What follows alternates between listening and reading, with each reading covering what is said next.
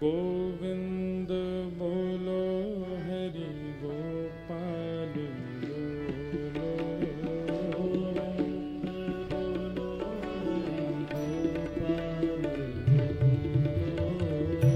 गोविंद बोलो हरि गोपाल बोलो।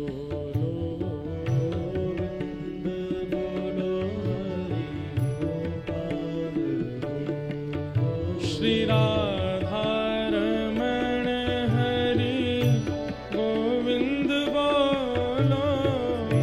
राधा रमण हरि गोविंद बोलो।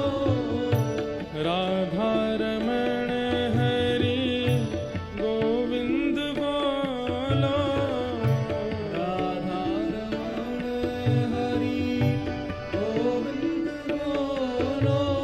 गोविंद बोलो हरि गोपाल बोलो।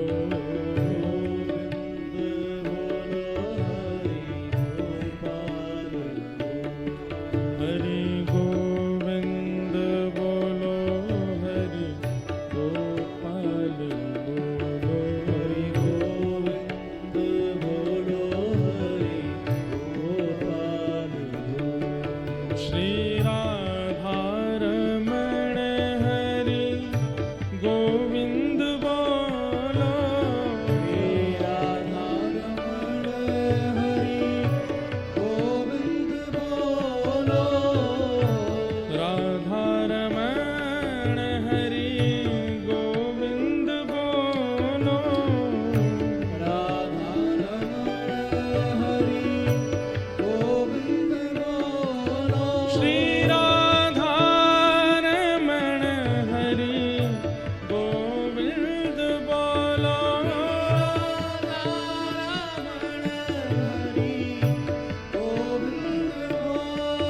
श्री राधा रमण हरि गोविंद बोलो।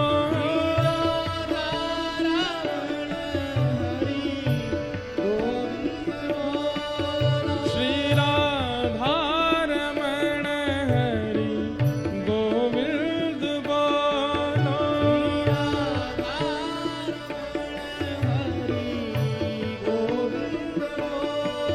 श्री राधा रमण हरि गोविंद बोलो।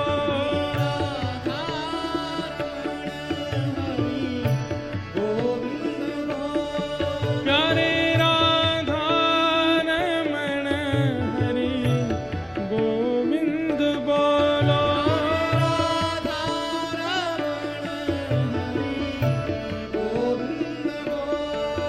श्री राधा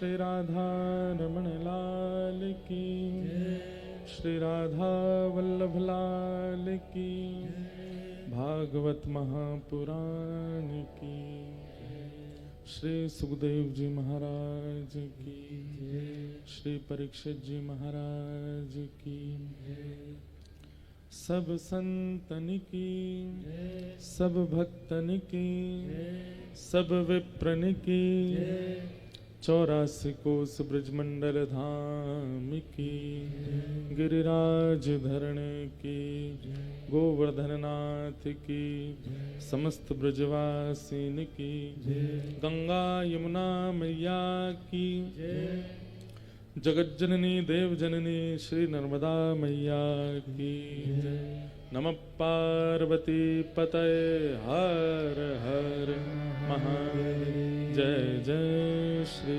राम, जय जय श्री राम, जय जय श्री राम।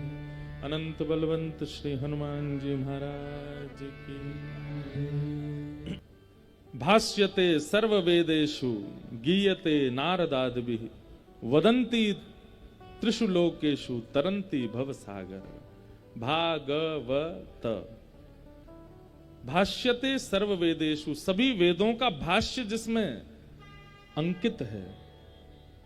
भागवत 4 अक्षरों का परिभाषा, अनेक परिभाषाएं बताई गई हैं, ध्यान से सुनिएगा। भाष्यते सर्ववेदेषु, सभी वेदों का जो भाष्य है।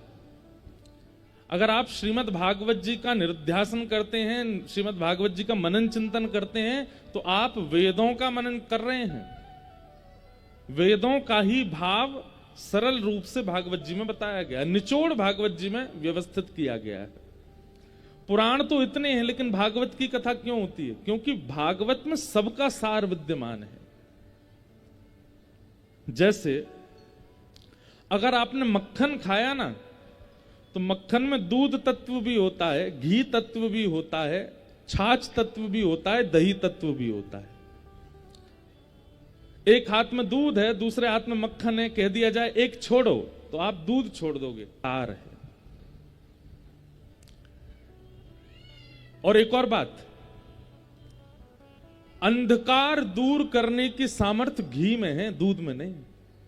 जबकि घी को जन्मा दूध नहीं है। लेकिन आप अगर दिए में दूध डाल करके और अग्नि प्रज्वलित करोगे, नहीं जलेगी। उसी दूध को जमा करके, दही बना करके, बिलो करके, मक्खन निकाल करके, पका के घी बना करके डालोगे तो जल जाएगी। ठीक वैसे ही श्रीमद् भागवत क्या है? घी है, मक्खन है। ये हमारे हृदय के अंधकार को दूर करने के लिए, हमारे ज्ञान रूपी उस दिए को प्रज्वलित करने का एक घी है भागवत। सारम सारम समद्वितम। तो भाष्यते सर्व वेदेषु, भा शब्द का अर्थ क्या है? सभी वेदों का भाष्य जिसमें है वो भागवत। गीयते नारदादिभिः, बोले कौन गाता है इस भागवत की कथा को? बोले नारद आदि संत, बड़े बड़े ऋषि। एक बात कहें आपको, वक्ता जो होता है ना, वो नारद का ही स्वरूप माना जाता है। वो नारद ही है, उसको नारद दृष्टि से ही देखना चाहिए। यदि कथा में आप श्रोता बन के बैठे हैं और कहीं आप वक्ता के प्रति नारद दृष्टि नहीं रखोगे, नारद का मतलब नारम ददाति इति नारद, या फिर ऐसा कहें नारद। हमारे पूज्य पिताजी कहते हैं जिनकी बात को नारायण भी रद्द ना कर सके वो नारद। तो जो नारायण प्रदान करने के लिए बैठा है, जो कृष्ण प्रदान करने के लिए बैठा, उसका नाम नारद है। वो इस कथा को गाते हैं। इस मंच पर बैठने वाला व्यक्ति अगर ऐश्वर्य की कामना से, धन की कामना से, बहुत ख्याति की कामना से बैठेगा तो वो नारद नहीं है। वो नारद तभी माना जाएगा जब सामने बैठे एक एक व्यक्ति को श्री कृष्ण प्राप्त हो, इस भावना से कथा कहेगा, तभी वो नारद है।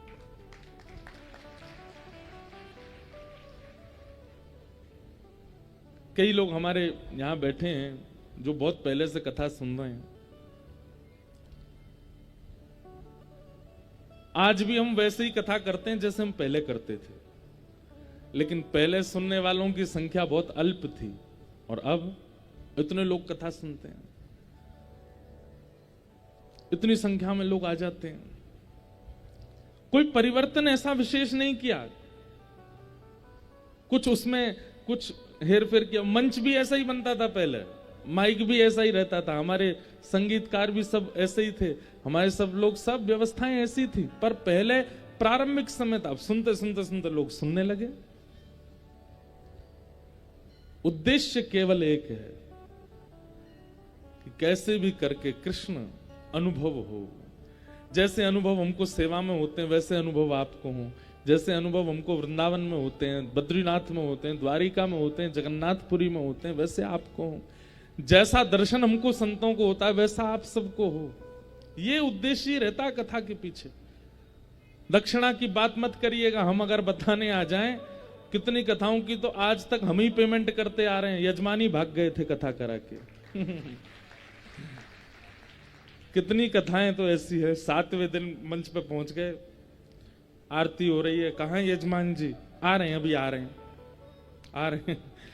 ढूंढते ढूंढते कथा हो गई पूरी, कहाँ है भैया? वो तो मिले नहीं।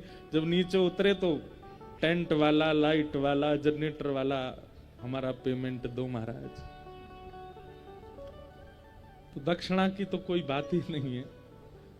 कई बार कोई हमसे ज्यादा ऐसे नोक झोंक करते हैं तो फिर हम उल्टा उन्हीं को दियाते हैं, लो भैया कर लो तुम सब व्यवस्था। ठाकुर जी साल में 1-2 कथा तो ऐसी हमारी करवाई देते हैं कि जहां हमसे ही लगवाते हैं। मैंने बताया, हम ही मेहनत करते हैं, हम ही लगा जाते हैं। तो उद्देश्य आपका, हम एक बात कहते हैं, कहीं कह रहा था मैं, शायद अभी जोधपुर में कह रहा था, और शायद कल परसों यहां भी कहा था कि उद्देश्य आपका यदि उचित है, उद्देश्य यदि आपका साफ है, सुथरा है, तो आपकी क्रिया अपने आप बनती चली जाएगी। उद्देश्य को मधुर रखो बस। तो गीयते नारदादिभिः, भागवत की कथा कहने का अधिकार किसका? नारद, जो नारद है उनका। हम लोग किसी भी प्रोफेशन को चूज करते हैं, अगर हमारा उद्देश्य उसके पीछे उचित नहीं है तो वो प्रोफेशन कभी हमको सफलता नहीं दे सकता। कोई व्यक्ति सरकारी नौकरी के लिए अप्लाई करता है और उसी के लिए पढ़ाई करता है, लेकिन उसको सरकारी नौकरी लेने के पीछे उद्देश्य क्या है? बोले धन मिलता रहेगा, नौकरी अगर चली भी गई तो पेंशन आती रहेगी, सब होता रहेगा, मतलब उसका उद्देश्य धन है। तो वो व्यक्ति सरकारी नौकरी पाने के बाद भी कहीं ना कहीं करप्टेड ही दिखेगा, क्योंकि उसका उद्देश्य धन था। लेकिन सरकारी नौकरी करने के पीछे उसका उद्देश्य क्या है? सेवा करनी है। ये काम मैं बचपन से देखता आया कि ये लोग अच्छे से करते नहीं, मैं इस पदवी पर आके मैं करूंगा। हम नेता इसलिए बन रहे हैं, हमें ये कार्य करवाना है। आपका उद्देश्य यदि, तो ये बात तो है कि मेहनत ज्यादा लगेगी, लेकिन उद्देश्य यदि आपका उचित है तो उस उद्देश्य से कार्य सफल जरूर होगा। उद्देश्य की श्रेष्ठता। हम तो बच्चों से भी बोलते, एक दो बालक ऐसे हैं, वो कोई डॉक्टरी की पढ़ाई कर रहे हैं, कोई इंजीनियर कर रहे हैं, कोई कुछ कर रहे हैं। अब लेकिन उनका मन कथा में ऐसा लग गया है कि उनको अब ये कहते हैं कि महाराज जी व्यवहार पढ़ करके व्यवहार में हम क्यों जाएं? बात समझिएगा, बालक क्या कह रहे हैं कि व्यवहार पढ़ के हम संसार के व्यवहार में क्यों जाएं? हमको तो ठाकुर जी कथा प्रिय लगती है, हम इसमें लगे रहें। हम उनसे कहते हैं भैया देखो, व्यवहार पढ़ के व्यवहार को सुधारो। व्यवहार पढ़ के व्यवहार को, व्यवहार किसको कहते हैं? इस संसार में जो भी हम करते हैं सब व्यवहार है, सब नाटक है। कोई डॉक्टर बन रहा है, मैंने कहा तो तुम उससे व्यवहार को सुधारो। यही समझो कि सामने जो पेशेंट आया है संसारी है ही नहीं, इसके रूप में ठाकुर जी आए हैं, इसकी सेवा करो। इंजीनियर बन जाओ, अब तुम चाहे इलेक्ट्रॉनिक में बन जाओ, चाहे सॉफ्टवेयर बन जाओ, उसके माध्यम से हमारे देश का और धर्म का उत्थान कैसे हो, ऐसा विचार करो। पूरी नगरी, पूरा देश ठाकुर जी का है। इस ठाकुर जी के देश को और उज्जवल और प्रगतिशील बनाने के लिए मैं इंजीनियर बना हूं। वहां भी भक्ति है। व्यवहार से व्यवहार मत करो, व्यवहार से व्यवहार सुधारो। कोई बालक कहता है महाराज जी हम इतने पढ़ाई में लग गए, कथा नहीं सुन पाते, नाम जप नहीं कर पाते, ठाकुर जी की सेवा नहीं कर पाते। हम कहते हैं तुम्हारे लिए जैसे सुंदरकांड पढ़ने वाले पन्ने पलटते हैं और इतनी चौपाइयों का पाठ करते हैं, मैं तुम्हारे लिए तुम्हारी जो फॉर्मूलाज हैं, तुम्हारे जो टीचर्स बता रहे हैं, यही तुम्हारे लिए सुंदरकांड है। रोज उसी नाम से पाठ कर लिया करो। सुंदरकांड पाठ ना भी करो चलेगा, अपनी जो पढ़ाई है उसी को सुंदरकांड मान करके पढ़ लो, हनुमान जी प्रसन्न हो जाएंगे। वाह बहुत अच्छा भाई, तू अपनी पढ़ाई को ही सुंदरकांड मान के करता है। हनुमान चालीसा का नित्य पाठ, ये बच्चों के लिए कह रहे हैं हम, पढ़ने वाले बच्चों के लिए। हनुमान चालीसा का नित्य पाठ ना हो चलेगा, अपने बायोलॉजी के, अपने फिजिक्स केमिस्ट्री के जो फॉर्मूलाज हैं, इन्हीं कोई एक साथ रटने लग जाओ हनुमान चालीसा की तरह, वही पढ़ते रहो पढ़ते रहो पढ़ते रहो, हो गए हनुमान चालीसा जैसा ही फल मिलेगा। उद्देश्य आपका उचित होना चाहिए। भाष्यते सर्व वेदेषु गीयते नारदादिभिः, और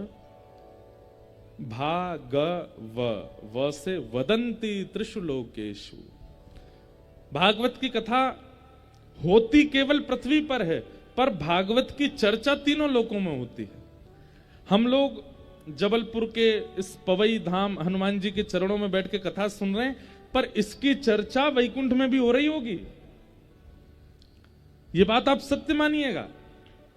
यहां की चर्चा वैकुंठ में भी हो रही होगी। ठाकुर जी पूछते हैं रोज चित्रकेतु से, आज बताओ कहां कहां कथाएं चल रही हैं। अच्छा, कथाओं में भी ठाकुर जी यूं पूछते होंगे, व्यथा और कथा दोनों बताओ। कई जगह कथा के नाम पर व्यथा भी चलती रहती हैं।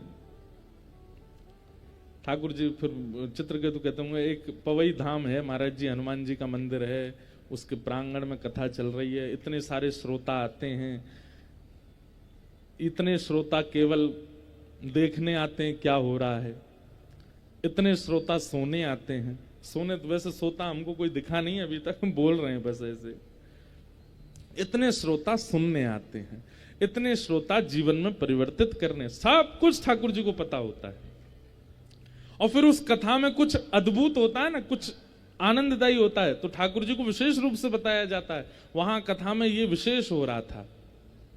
अभी जैसे हमारी यहां से जाते ही 7 तारीख को यहां पूरी करेंगे, 8 से हमारी नासिक में कथा है। तो नासिक में श्री दत्त धाम, वहां पहले 1 महीना की कथा कर चुके हैं हम, 1 महीना 30 दिन तक, पिछले साल ही की थी। वहां कथा का नियम क्या है, व्यास जी सिले हुए वस्त्र नहीं पहनेंगे। अब पहले तो हमारे लिए थे, लेकिन इस बार हमको बड़ी प्रसन्नता है, जितने नियम व्यास के सब श्रोताओं के भी बना दिए। वहां पे श्रोता भी सिले हुए वस्त्र पहन के नहीं आ सकते कथा में, धोती और ऊपर उपरना, और माताएं बहनें केवल साड़ी, और वो भी मराठी साड़ी पहन के आना। जो भी कथा में आएंगे उनको पहले बाहर गोदावरी जी हैं उसमें स्नान करना पड़ेगा। कथा का समय निश्चित नहीं है, किसी दिन कथा रात्रि 9 से 12 भी है, किसी दिन 3 से 6 भी है, किसी दिन 7 से 10 भी है, अलग अलग दिन। क्यों? इसके पीछे 2 कारण बताए वहां के महाराज जी ने। मैंने कहा कारण क्या है? बोले पहली बात तो कथा चाहे जिस समय हो, फिर वही आएगा जो इच्छुक है, हर कोई नहीं आएगा, भीड़ नहीं आएगी, वही आएगा जिसको बहुत इच्छा है सुनने की। और दूसरी बात, फिर वहां क्रमबद्ध कथा ना होकर उत्सवात्मक कथा है। आज जैसे नंदोत्सव है, कल श्री किशोरी जी का जन्मोत्सव है, परसों अष्ट सखियों की लीला है, उसके अगले दिन अष्ट सखाओं की लीला है। तो वहां ऐसे लीलात्मक कथा है, तो इसलिए समय परिवर्तित है रोज। व्यास जी कथा के अलावा पूरे दिन मौन रहेंगे, किसी का स्पर्श नहीं करेंगे। ऋग्वेदी, यजुर्वेदी, सामवेदी, अथर्ववेदी ब्राह्मणों के हाथ का प्रसाद ही पाएंगे व्यास जी। और लगभग कम से कम 5000 गायत्री नित्य करनी है। त्रिकाल संध्या और त्रिकाल गोदावरी स्नान व्यास के लिए अनिवार्य है। इतना विशिष्ट वहां, और उत्सव हैं, अद्भुत अद्भुत उत्सव हैं। पूरे पंडाल में फर्श पे कारपेट नहीं है, केवल गोबर की चुनाई हो रही है, गोबर का चौका लगा है। पंडाल में जो ऐसे वस्त्र लगता है उसमें भी ऊपर तो त्रिपाल है, पर नीचे पूरा जूट का कार्य है, और जूट पे ही कुछ कुछ कढ़ाइयां हो रही। मतलब एक एक चीज इतनी व्यवस्थित है, और जितनी भी सामग्री पंडाल में है करके लगेंगे, तब कथा होगी। एक तरफ सब श्रोता बैठेंगे और एक तरफ केवल गैया बैठेंगे, गैया बैठ करके कथा सुनेंगे। ऐसा वहां नियम क्रम है पूरा। तो जब ऐसे विशिष्ट रूप से जब कुछ होता है तो ठाकुर जी सुनते नहीं है, फिर ठाकुर जी कहते हैं नहीं मैं भी तो देखूं कैसा चल रहा है। वो ठाकुर जी भी देखते हैं वैकुंठ से कैसा है। वदंती त्रिषु लोकेषु, तीनों लोकों में चर्चा होती है भागवत जी। केवल आपके जबलपुर में चर्चा नहीं चल रही होगी, इसकी चर्चा वैकुंठ तक हो रही होगी। भैया ऐसे कथा चल रही है। वदंती त्रिषु लोकेषु भाष्यते सर्व वेदेषु गीयते नारदादिभिः वदंती त्रिषु लोकेषु। और चौथा तरंती भव सागर, जो भी इस कथा वार्ता को श्रवण करता है, सुनाता है, क्या होता है? तरंती, वो भवसागर से तर जाता है। इस संसार रूपी समुद्र में डूबता नहीं है, फिर यहां से पार लगना संभव है। ये है भागवत। एक अर्थ और हमारे गुरुजी ने बचपन में सुनाया था, भारत भूषण भूतमेतत् गा गम्यत विक्रमतस्तु विष्णु वासुदेवस्य कृत प्रकाश तस्तारकः संसृति चक्रकूट। आज बहुत साल बाद याद आया है। भागवत क्या है? भारत भूषण भूतमेतत्। हमारे भारत राज्य में, भारत राष्ट्र में अनेक ग्रंथ हैं। ये ग्रंथ क्या है? बोले भारत माता का श्रृंगार है। कोई नाक की नथनी है, कोई कान के कुंडल हैं, कोई हाथ के कड़ूला हैं, कोई पैर के पाजेब हैं। सारे ग्रंथ जितने भी हैं भारत मां का श्रृंगार है। लेकिन भागवत जी क्या है? बोले भागवत जी मां का सिंदूर है। सबसे सुंदर आभूषण मां का कौन सा होता है? उसके मां का सिंदूर। नाक में नथनी ना पहनी हो, कान में कुंडल ना पहने हो, हाथों में चूड़ा ना पहना हो, पैरों में पाजेब, केवल सिंदूर लगा हो, उसी से ही पता चल जाता है कि सौभाग्यवती नारी है। तो भूषणों में भी सबसे श्रेष्ठ आभूषण भारत मां का भागवत जी। गा गम्यता विक्रमतस्तु विष्णु, जहां पर ठाकुर जी के पराक्रम को गाया गया है, ठाकुर जी के सुंदर सुंदर यश और उनके स्वभाव का वर्णन किया गया है। वह वासुदेवस्य कृत प्रकाश, जहां पर वासुदेव श्री कृष्ण का सुंदर प्रकाश किया गया है। ठाकुर जी के पराक्रम तो और भी जगह बताए गए हैं, पर ठाकुर जी का स्वभाव जहां मूल रूप से बताया गया वो भागवत। प्रभाव और स्वभाव दो बातें होती हैं। प्रभाव तो सबको दिख जाता है, पर स्वभाव कोई कोई जानता है। ठाकुर जी का प्रभाव तो महाभारत में भी है, ठाकुर जी का प्रभाव तो मानस जी में भी है, ठाकुर जी का प्रभाव तो वेदों में भी है, लेकिन ठाकुर जी का स्वभाव भागवत में वर्णन किया गया है।